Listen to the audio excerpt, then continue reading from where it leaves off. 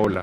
Ahora estás viendo Palabra del Día, una serie de videos en la que te enseñamos a pronunciar algunas palabras en quechua.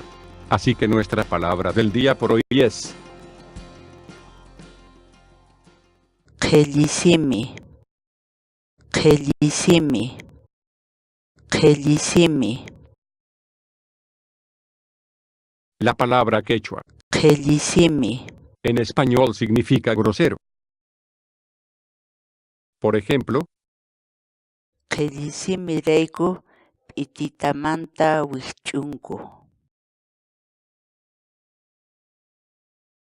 pruebe y descargue nuestros programas de corrección ortográfica en quechua, usando nuestra aplicación Nuevi de escritorio. Dirígete a nuestro sitio web sc.hinantin.com.